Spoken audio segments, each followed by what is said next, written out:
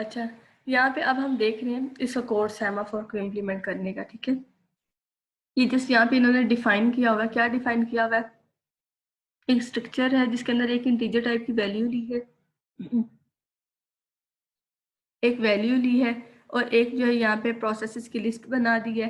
यहाँ पे ये प्रोसेसेस की लिस्ट किस लिए बनाई है? ये जो वेटिंग स्टेट में आते रहेंगे ना प्रोसेसेस, वो इस लिस्ट में हम डालते रहेंगे, जो हमने कहा कि वेटिंग क्यू हम बनाएंगे, ठीक है, उसको डालते रहेंगे। और ये कोई वैल्यू होगी सेमाफोर की वैल्यू, जिसको हम देखते रहेंगे ये भी 0 है, 1 है, -1 है, क्या है, ठीक है। इसको आगे देखते हैं अभी साथ साथ। अच्छा, each semaphore has integer value। हर एक जो सेमाफोर है उसकी एक इंटीजर वैल्यू होगी, ठीक है, 3, 4, 0, 1 जो भी होगी, सेमाफोर की वैल्यू होगी। एंड लिस्ट ऑफ प्रोसेसेस होंगे, ठीक है, और प्रोसेसेस की एक लिस्ट होगी जो कि वेटिंग क्यू हम जिसको कह रहे हैं।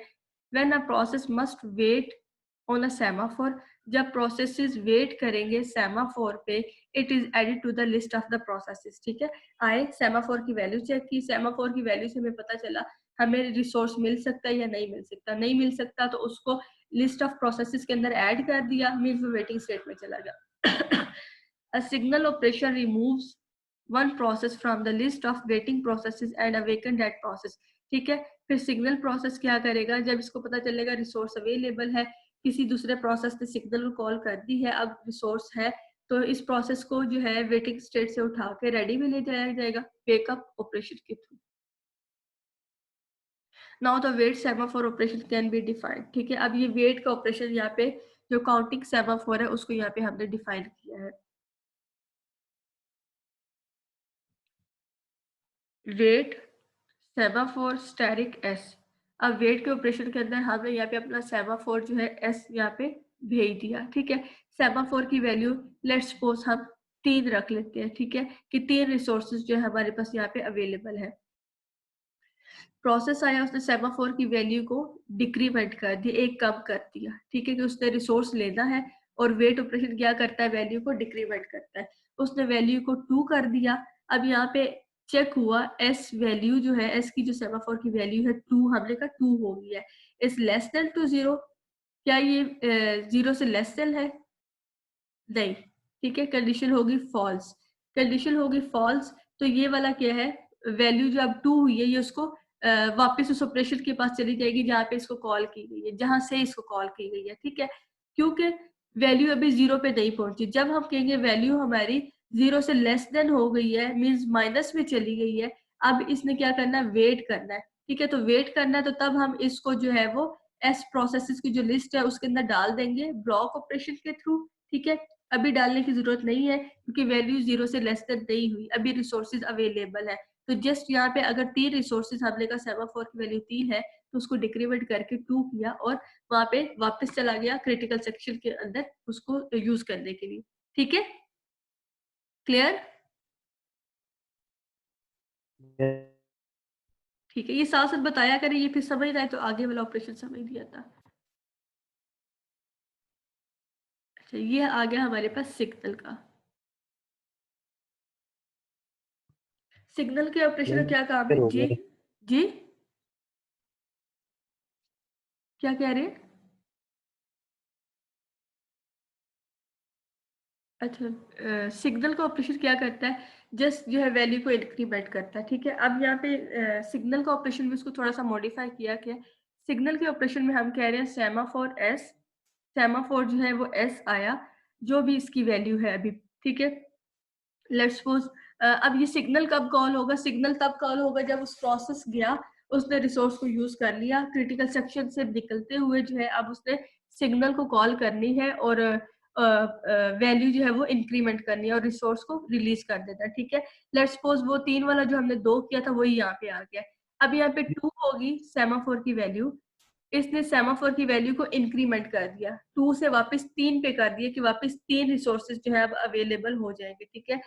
एस वैल्यू, रिसोर्स की value is less than equals to 0। चेक किया क्या लेस देन इक्वल्स टू 0 है? हमने कहा नहीं, वो हमारी वैल्यू जो है अब 3 हो गई है, रिसोर्सेज 3 वापस हमें मिल गए, ठीक है, 2 से 3 हमने कर दिया।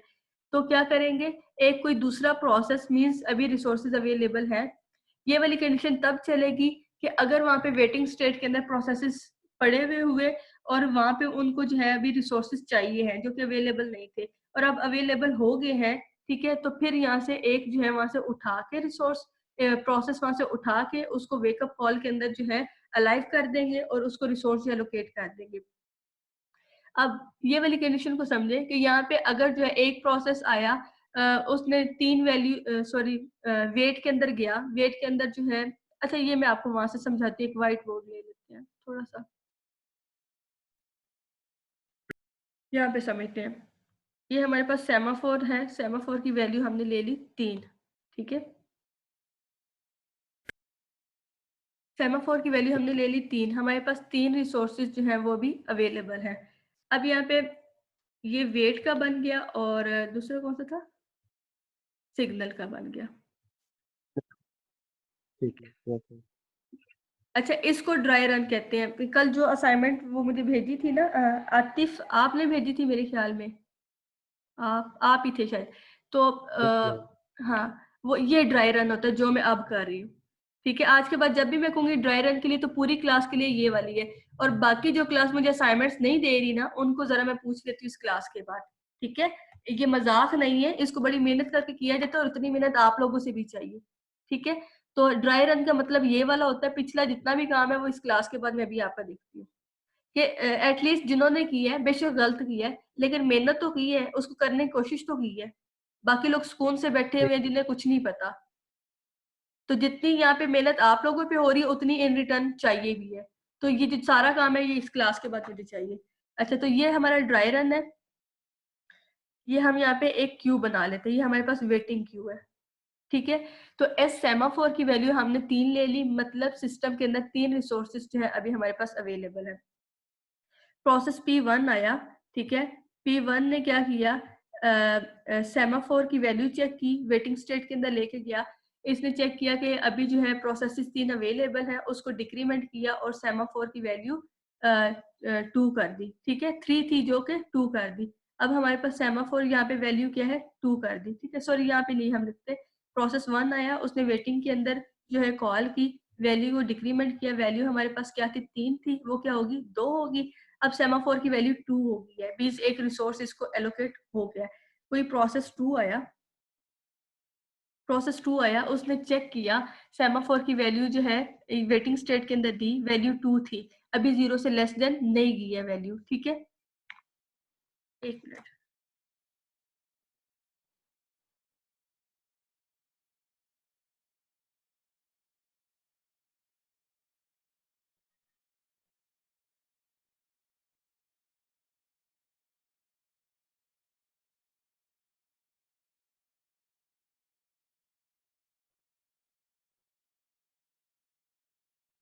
तो यहाँ पे जो है इसने देखा कि अभी जो है 2 रिसोर्सेज बाकी पड़े हुए हैं, ठीक है। सेमाफोर की वैल्यू 2 है तो इसका मतलब है 2 रिसोर्सेज अभी हैं जिनको हम यूज कर सकते हैं। इसने यहाँ पे इस वैल्यू को डिक्रीमेंट किया, वेट के अंदर वैल्यू को 2 से 1 कर दिया, ठीक है, और रिसोर्स जो है ले लिया।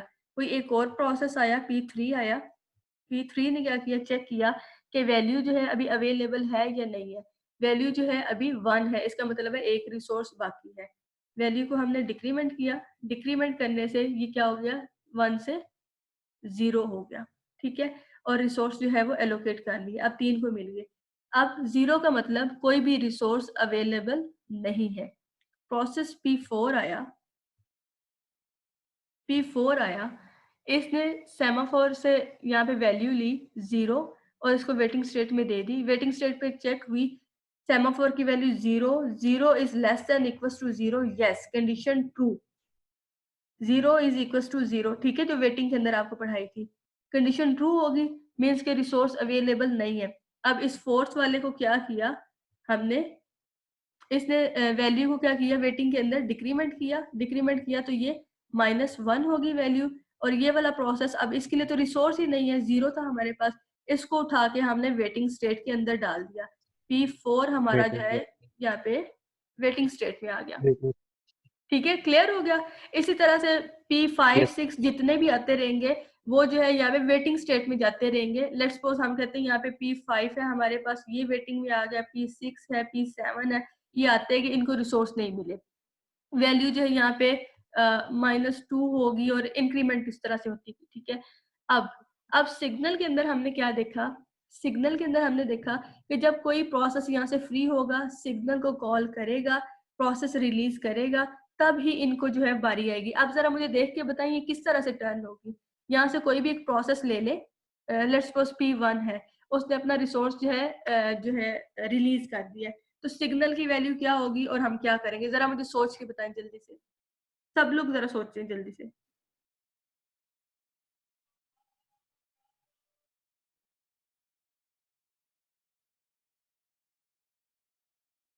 P1 जब मैम रिलीज करेगा तो सिग्नल में जाके इंक्रीमेंट हो जाएगा। क्या कह रहे हैं, एक की जो सोच ले, आराम P1 से जब सोचें। अपने P1 P1 जब अपनी प्रोसेस को कंप्लीट करके रिलीज होगा, क्रिटिकल सेक्शन को रिलीज करेगा, तो फिर सिग्नल में जाके इंक्रीमेंट हो जाएगा वहाँ पे, ताकि वहाँ पे नेक्स्ट इंस्ट्रक्शन को पता चल जाए, तो पता चले कि नेक्स्ट अभी सिग्नल आपका अवेलेबल है, आप अपने इंस्ट्रक्शन को चला सकते हैं। हाँ, प्रोसेस P1 या P2 आया, उसने कोई रिसोर्स जो रिलीज कर दिया, रिलीज करने के लिए मीन वो क्रिटिकल सेक्शन से जा रहा है। अब ये वाले सारे क्या है, यहाँ पे क्रिटिकल सेक्शन के अंदर रिसोर्सेज को यूज कर रहे हैं। कोई एक आया, P1 यस आया, उसने कहा मैं अब फ्री हो गया हूँ, उसने जो है सिग्नल को कॉल की, सिग्नल की कॉल के अंदर जो वैल्यू यहाँ पे एक ही चला लेते हैं, ठीक है, -1 थी, इसको जो है इंक्रीमेंट किया और 0 कर दिया, ठीक है। इंक्रीमेंट करके जो है वो वैल्यू को सॉरी यहाँ पे सिर्फ हम इंक्रीमेंट देखेंगे, तो वैल्यू क्या किया, यस इंक्रीमेंट किया और -1 से 0 पे ले आया, ठीक है। अभी भी ये 0 है।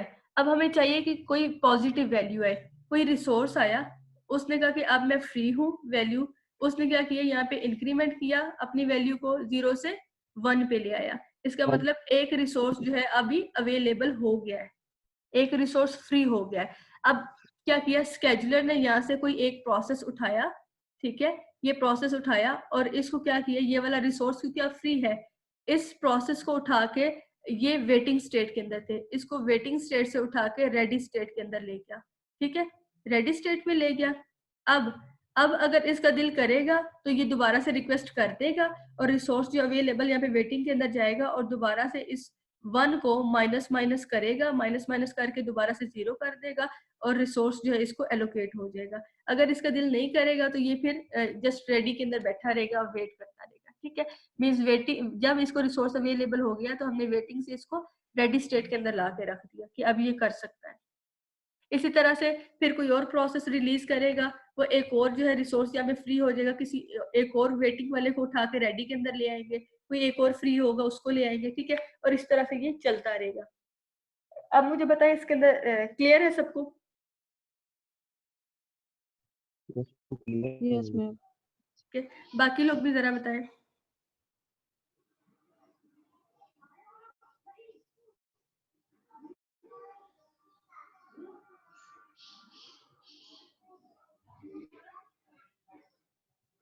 बता दे जल्दी से। यस मैम, क्लियर है। ठीक है,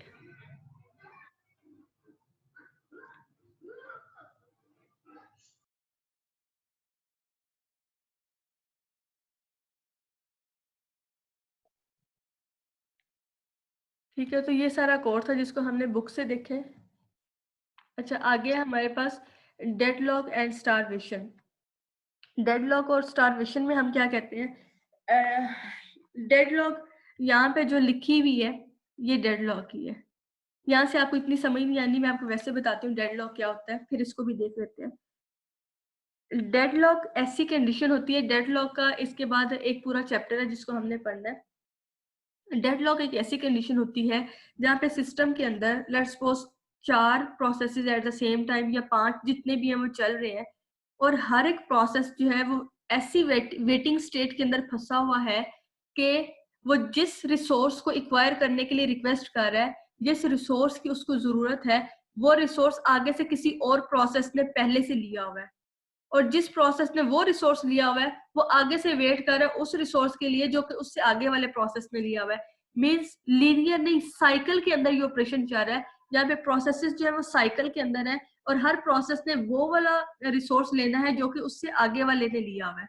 मीन्स के वहां से कोई भी एक ऐसा नहीं है जो कि अपना रिसोर्स रिलीज करेगा और वो साइकिल जो है वो ब्रेक हो जाएगा और वो डेडलॉक की कंडीशन खत्म हो जाएगी। ठीक है, तो डेडलॉक बड़ी बैड कंडीशन है यहाँ पे ऑपरेटिंग सिस्टम के अंदर।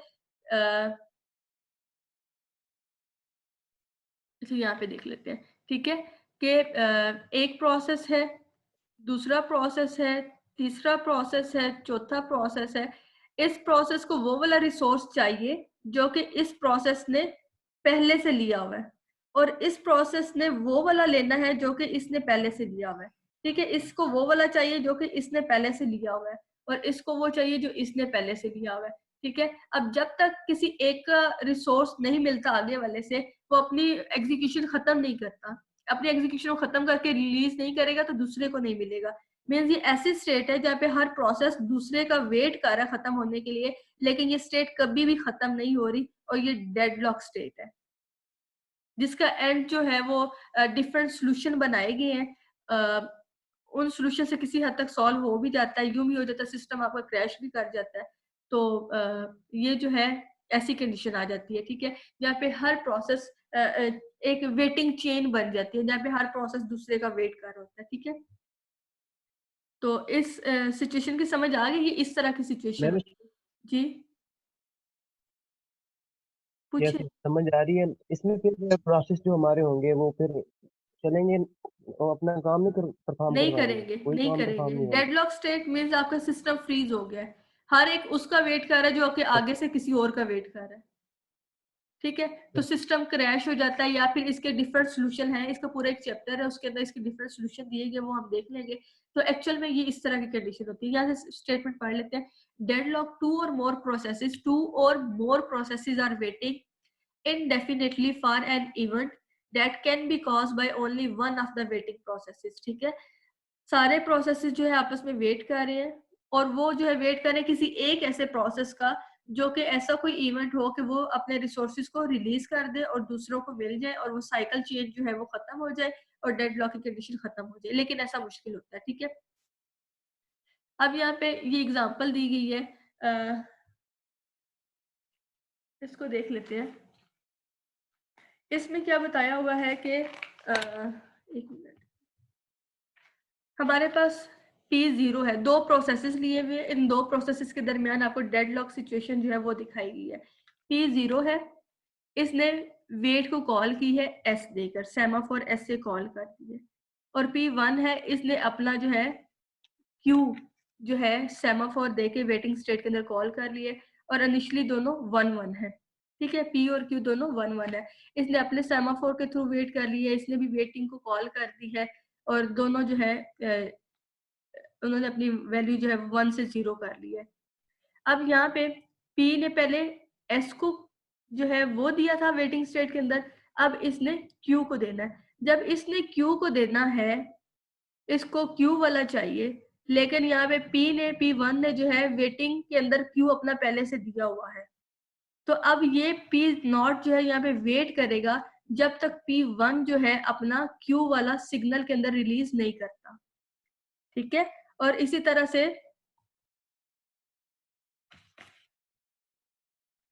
तरह से P1 वाला जो है S वेट नहीं कर सकता जब तक P0 ने, क्योंकि पहले S वेट करवाया हुआ, जब तक ये अपना वेट जो है वो सिग्नल नहीं करता। मतलब एक जो है 0 वाला प्रोसेस जो है वो ऐसी कंडीशन में बैठा कि 1 वाला रिलीज करेगा तो वो करेगा, और 1 वाला ऐसी में बैठा कि P0 वाला करेगा तो तब वो अपना दूसरे वाला सेमाफोर जो है वो वेटिंग स्टेट के अंदर दे सकता है। तो ये ऐसी कंडीशन आ गई जहाँ पे दोनों प्रोसेस एक दूसरे के वेट में बैठे हुए हैं। ठीक है, तो दोनों में से कोई एक रिलीज करेगा तो तब होगा, लेकिन ऐसा होगा नहीं, पहले वाला दूसरे के वेट में बैठा, दूसरा वाला पहले के वेट में बैठा, तो ऐसी कंडीशन है जहाँ पे ये साइकिल के अंदर बस वेटिंग स्टेट में बैठे हुए। ठीक है, स्टारवेशन क्या होता है? स्टारवेशन इसका जो उर्दू में मीनिंग है वो होता है फाके पड़ जाना, भूख पड़ जाना। ठीक है, ये उस सेंस में आता है। यहाँ पे इसका क्या मतलब है? यहाँ पे इसका मतलब है इनडेफिनेट ब्लॉकिंग, कि कोई प्रोसेस अगर ब्लॉक हुआ है तो वो इतने लॉन्ग टाइम के लिए ब्लॉक होके पड़ा रहे कि उसकी बारी ही ना आए, और बाकी प्रोसेसेस जो है वो यूज करते रहे रिसोर्सेज को, और ये वाला जो है वो बहुत लॉन्ग टाइम के लिए वेट ही करता रहे। ठीक है, तो मीन्स इसकी वो जो भूख हड़ताल है वो हो गई है। ठीक है, तो a process may never be removed from the semaphore queue in which it is suspended. कि प्रोसेस है सेमाफोर क्यू के अंदर वो सस्पेंड किया गया है, वेटिंग के अंदर रखा गया और वो जो है रिमूव ही नहीं वहां से किया जा रहा, वो वहीं पे पड़ा है और बाकी जो रिसोर्सेज है वो आते जा रहे हैं और यूज करते जा रहे हैं। तो ये स्टारवेशन जो है इंडेफिनेट ब्लॉकिंग होती है, ये भी हमने थोड़ा डिटेल से पढ़ना है डेड ब्लॉक के अंदर, ठीक है। प्रायोरिटी इन्वर्जन क्या होता है? प्रायोरिटी इन्वर्जन ऐसा होता है कि